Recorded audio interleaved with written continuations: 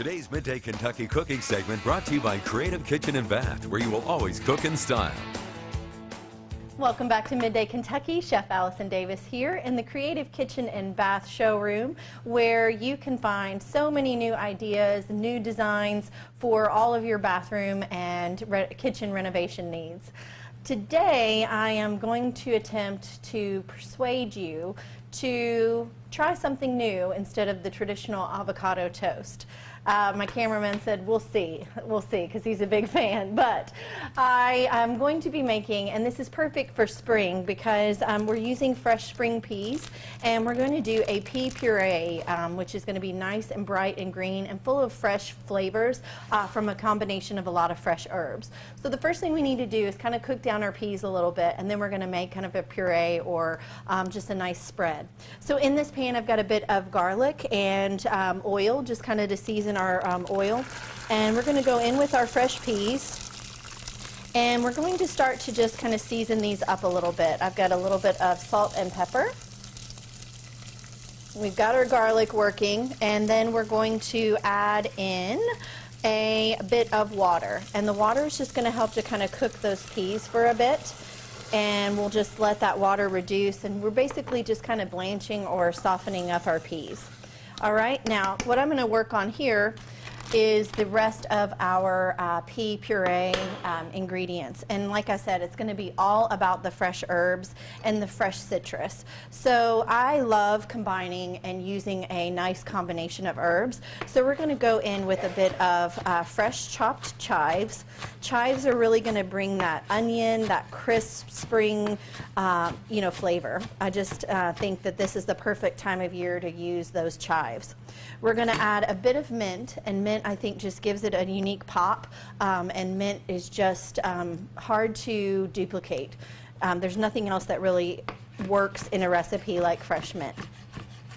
All right, so we have our chives, we have our mint, we have some chopped parsley, and then we're going in with a bit of dill. So again, doing a total herb combination is just going to have all these things working together and is going to give us some really unique flavors to our puree.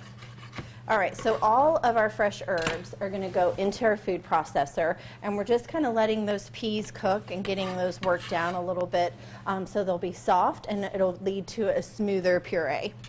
All right, we're going to add a little bit of the fresh citrus. So I'm going to go in not only with just the zest.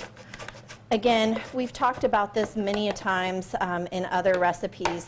The zest of a lemon is going to give you more of that wonderful like citrus flavor, but we're also going to add some of the juice in this case because that's going to add a little bit of liquid to our puree as well. All right, so a little bit of fresh lemon juice in here.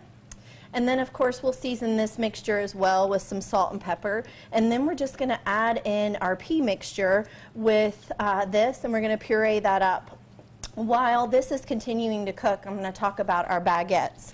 So I took some baguettes and sliced them up, as you can see here, and these were toasted off in the oven with a little bit of olive oil, salt and pepper, and then again, I love to salt and pepper the bread and also put some fresh herbs on the bread. So I did a little bit of just Italian seasoning and toasted those off in the oven. So they're nice and crisp, and the olive oil, lends to, a softer center as well.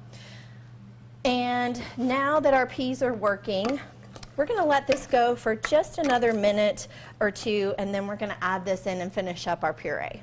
All right, we've allowed our peas to cook a little bit longer, and they have softened up just enough. I'm going to drain any excess liquid just kind of in a strainer, or you can just kind of drain a little bit of that off into your sink. We're going to add our peas. They're nice and bright and green. Obviously, you don't want to overcook them. It's almost like blanching them, if you will, where they still stay nice and bright and green in color. All right, so everything is ready to go here. I'm just going to hit it with a splash of white wine. That's going to add a really nice kind of pop of just citrus and fruity notes. And then we are going to puree this, and we are good to go. If it's a little bit thick, the last thing you might add, just like with a pesto, is just hit it with just a little bit of olive oil. You can taste it, re-season, and then we're going to spread it on our ciabatta and enjoy this for, honestly, any time of day. So you know where to find this recipe. You can go to middaykentucky.com/recipes, and you will find this along with many others from me I'm Chef Allison Davis. We'll be right back after this short break.